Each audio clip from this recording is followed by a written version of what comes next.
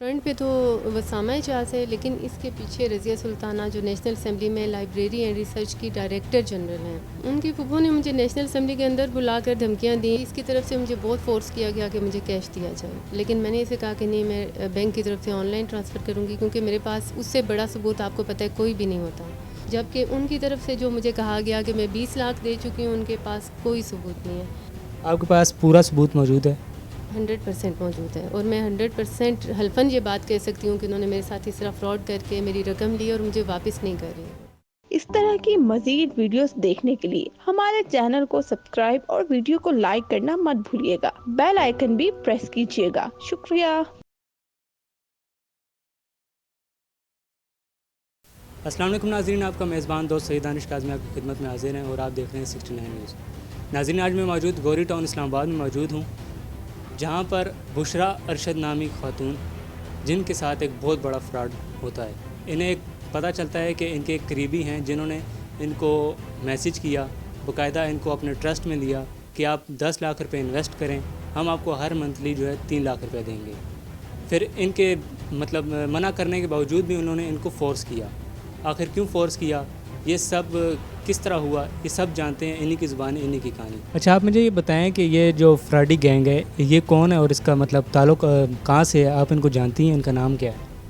जी, ये फ्रंट पे तो वसामा एजाज है, लेकिन इसके पीछे रज़िया सुल्ताना जो नेशनल असम्बली में लाइब्रेरी एंड रिसर्च की डायरेक्टर जनरल हैं, और ये अपनी सीट का नाजायज़ इस्तेमाल करके इन्वेस्टर्स को डराती हैं। और इन्होंने अपनी ज़ुबान से बताया कि मैं मुख्तलिफ़ इन्वेस्टर्स को जो भी केस करना चाहता है ना, मुझे डील करना बहुत अच्छी तरह आता है। इनकी अपनी ज़ुबान की रिकॉर्डिंग मेरे पास मौजूद है। मेरी कज़न्स हैं, उनके साथ ये पढ़ती थी सिटी स्कूल में, तो इसकी फूफो भी आती जाती रहती थी, मतलब फैमिली टर्म से आते जाते रहते थे। तो इसने मुझे मुख्तलिफ़ इन्वेस्टर्स के दिखाए एग्रीमेंट्स कि मैं इस तरह से लोगों से पैसे लेती हूँ और उनको मंथली का इस तरह से प्रॉफिट देती हूँ।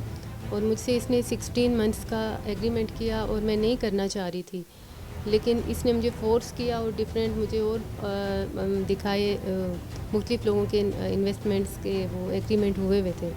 तो इसलिए मैंने इस पर ट्रस्ट कर लिया और काफ़ी ट्रस्ट वाला रिश्ता था हमारा, लेकिन उसने मुझे चीट किया। आपने अपने हस्बैंड से बात शेयर नहीं की उसकी कि मैं उसको मना कर रही हूँ, वो फिर मुझे फ़ोर्स कर रही है?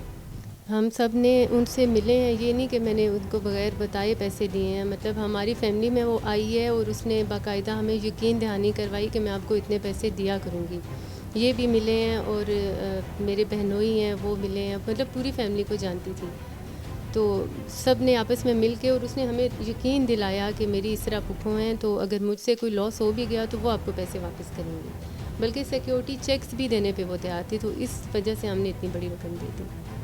इस मसले को कितना अरसा हो चुका है? ये 1 मार्च 2021 को हुआ था एग्रीमेंट, और अभी तक उन्होंने जो है हमारे साथ कोई रब्ता किया, मतलब पुलिस के थ्रू ही हुआ है। और बाकी ये दरमियान में जो उन लोगों ने फ्रॉड का केस किया बस। फ्रॉड का तो वो उनकी जो फूफो है उनके बारे में बताया जा रहा है कि आप कह रही हैं कि वो अपने फूफो का सहारा ले रही हैं। उनकी फूफो कौन है, बताएं?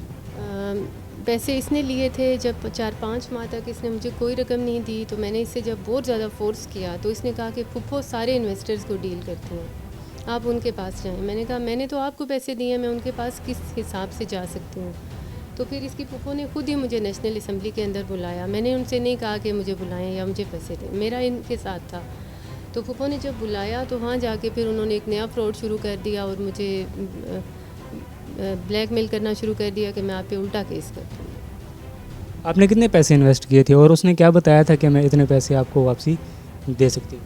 जी, उसने एक फ़ेसबुक पे और इंस्टाग्राम पे इस तरह का एक प्लानिंग वो पेश करती है कि मैं इतने पैसे लेके और इतने देती हूँ। तो उसको देखते हुए मेरी 10 लाख की रकम पे उसने मुझे कहा था कि मैं आपको 3 लाख रुपया मंथली के हिसाब से प्रॉफिट दिया करूँगी। ये बात मैंने उससे पूछी कि लॉस भी हो सकता है, तो हमारे पास तो इतनी बड़ी अमाउंट मुश्किल से जमा हुई है, तो फिर क्या करेंगे। तो उसने मुझे यकीन दिलाया कि अगर प्रॉफिट मैं आपको थोड़ा बहुत कम भी दे दूँ ना, तो आपकी असल रकम आपको लाजमी वापस करूँगी। तो झूठी कस्में और वादे करके उसने इस तरह का एग्रीमेंट हमारे साथ किया, ट्रस्ट किया हमने उस पर। तो वो अभी तक से आज़ाद घूम रहे हैं? जी, अभी तक तो अरेस्ट नहीं हुए, क्योंकि उसने पहले तो प्री अरेस्ट बेल लगाई हुई थी जो कि कैंसिल हो गई है। अब उसने हाई कोर्ट में बेल के लिए अप्लाई किया, तो उसका फैसला अभी तक नहीं हुआ। आपने कोई वकील वगैरह कोई कुछ नहीं, कचहरी की तरफ से करने लगा? जी वकील हैं हमारे, अब हाई कोर्ट का डिसीजन जब तक नहीं आता तब तक हमें वेट करना पड़ेगा, मतलब अभी नहीं आया फैसला उसका हाई कोर्ट का। तो उनकी फूफो की तरफ से आप पर क्या दबाव है? उनकी फूफो ने मुझे नेशनल असेंबली के अंदर बुलाकर धमकियां दी। मैंने कहा आप बीच में आई क्यों हैं, जब मेरा एग्रीमेंट उस लड़की के साथ है तो आपका तो काम ही नहीं बीच में आना और मुझे धमकियां देना। तो उन्होंने कहा कि नहीं, क्योंकि ये शुरू से फूफो के साथ रहती आई थी, इसके वही थी, गार्डियन भी वही थी, हर तरह की सरपरस्ती उन्होंने की है, हॉस्टल में इनके साथ रहती थी। तो इसने कहा मेरा सब कुछ फूफो डील करते हैं, ये नहीं हो सकता कि फूफो को बताए बगैर इतने लोगों के एग्रीमेंट्स किए हों। तो फूफो ने फिर इन्वेस्टर्स को खुद डील करना शुरू किया। तो उन्होंने खुद मुझे बताया कि आपके अलावा भी काफ़ी लोग हैं, तो मैं आपको पैसे क्यों लुटाऊं, मैंने तो एक ही वकील को देने हैं, तो वो सारे इन्वेस्टर्स को डील करेगा ना, मैं हर एक को तो नहीं दे सकती, लाखों करोड़ों का मामला है। ये उनकी अपनी ज़ुबान से मुझे कहा गया फूफो की तरफ से। आपने उनसे ये नहीं पूछा कि जो मैं 10 लाख दे रही हूँ ये आप कहाँ इन्वेस्ट करेंगी, या फिर उनको क्या फ़ायदा होगा उनसे? उन्होंने कहा कि हमारे मुख्तलिफ प्रोजेक्ट्स हैं, जिसमें हमारी, पहले तो उन्होंने कहा कि हमारी फैसलाबाद में बहुत ज़्यादा ज़मीनें हैं, किले हैं या जो भी हैं, अगर हमें कोई भी ना हुआ तो हम वो सेल करके तो लोगों को पैसे देंगे। अच्छा, आप मुझे ये बताएं कि आपने कैश दिया था या चेक दिया था, नेट कैश? जी, इसकी तरफ से मुझे बहुत फोर्स किया गया कि मुझे कैश दिया जाए, लेकिन मैंने इसे कहा कि नहीं, मैं बैंक की तरफ से ऑनलाइन ट्रांसफ़र करूँगी, क्योंकि मेरे पास उससे बड़ा सबूत आपको पता है कोई भी नहीं होता। तो मैंने इसको ऑनलाइन ट्रांसफ़र किए, जिसके मेरे पास रसीदें मौजूद हैं, इसी वजह से वो लोग इनकार नहीं कर सकते कि मैंने उनको पैसे नहीं दिए हुए। और इसके जवाब में फिर उन्होंने चेक्स वगैरह और ये एग्रीमेंट लिखे, क्योंकि मेरे पास एक सॉलिड प्रूफ था, जबकि उनकी तरफ से जो मुझे कहा गया कि मैं 20 लाख दे चुकी हूँ, उनके पास कोई सबूत नहीं है। मेरा एक थंब का एक वो भी नहीं है, एक अंगूठा जो होता है जिसको कहते हैं, सिर्फ सिंपल से सिग्नेचर उन्होंने लगा के दिए हुए हैं कि मैं 20 लाख ले चुकी हूँ। कोई बैंक में ट्रांजैक्शन नहीं हुई, कोई उनके पास रसीद वगैरह नहीं है और कोई मेरा थंब इम्प्रेशन नहीं है। आपके पास पूरा सबूत मौजूद है? 100% मौजूद है, और मैं 100% हल्फन ये बात कह सकती हूँ कि उन्होंने मेरे साथ इस तरह फ्रॉड करके मेरी रकम ली और मुझे वापस नहीं कर रही है। और मैं हर जगह तक गई हूँ और जाऊँगी भी, इंशाल्लाह मेरी मदद हो रही है हर तरफ से।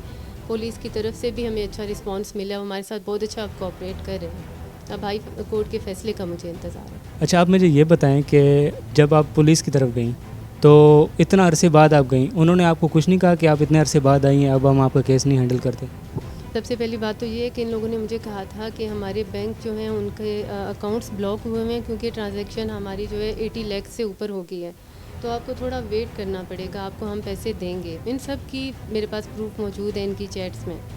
तो इन्होंने मेरा बहुत टाइम वेस्ट किया, मैंने फिर भी इन पे ट्रस्ट किया, लेकिन ये है कि बैंक के जो इसने मुझे डिसऑनर चेक दिए हुए थे ना, उसकी 6 मंथ्स की एक्सपायरी डेट होने से पहले जब मुझे समझ आ गया कि इन लोगों का फ्रॉड के अलावा कोई काम नहीं है, मेरे साथ कोई कंसर्न नहीं है, तो फिर मैंने फौरी तौर पे FIR करवा दी थी उसके साथ ही। अच्छा, जिस तरह आपने धोखा खाया इन्वेस्टर का, मतलब वो टीम देख के, इस तरह आप लोगों को क्या मैसेज देना चाहेंगी कि वो जो है दूसरे लोगों पे एतमाद करके इन्वेस्ट कर सकते हैं पैसा कि ना करें? देखिए, मेरे मीडिया में आने का मकसद ही यही था। 10 लाख आम लोगों के लिए आजकल के ज़माने में कोई इतनी बड़ी रकम नहीं है, लेकिन जिन लोगों का हलाल के पैसे होते हैं और मिडिल क्लास फैमिली से ताल्लुक़ रखते हैं, उनके लिए तो बहुत बड़ी है। लेकिन मेरा मीडिया में आने का यही मकसद था कि मज़ीद ये जिन लोगों से इसके साथ फ्रॉड कर रहे हैं, इस तरह के लोग और ये लोग भी अभी तक कर रही थी, तो वो उनको कम अज़ कम मैं ये कहूँ कि आप लोग बचें इससे। मेरा यही मैसेज है कि जो भी बिज़नेस करना है, जो भी कारोबार करना है, आप लोग अपने पैसों से खुद कीजिए, किसी और को देने की बिल्कुल भी ज़रूरत नहीं है, और ना ये लोग वापस करते हैं। ट्रस्ट नहीं करना किसी को भी बस। जी नाज़रीन, आपने बुशरा अरशद की जो है वो अपनी ज़ुबानी खुद सुनी कि इनका कहना है कि मैंने 10 लाख रुपए जो है इन्वेस्टर्स, जो एक फ्रॉडी गैंग था, उन्होंने कहा था कि एक हाई प्रोफाइल बनाई थी कि हम जो है 10 लाख रुपए आप हमें दें, हम आपको हर मंथली जो है 3 लाख रुपए देंगे। इस तरह कहकर इनको अपने जो है चाल में अपने जो है चुंगल में फंसा लिया। तो इस तरह जो है हर इन्वेस्टर्स को जो है आप उसकी जो है इंक्वायरी करके आप फिर जो है आपको इन्वेस्ट किया करें। तो इनकी कहानी आपने इन्हीं की ज़ुबानी सुनी। इसी के साथ अपने मेज़बान दोस्त सईद दानिश काज़मी को दीजिए इजाज़त। अल्लाह हाफ़िज़।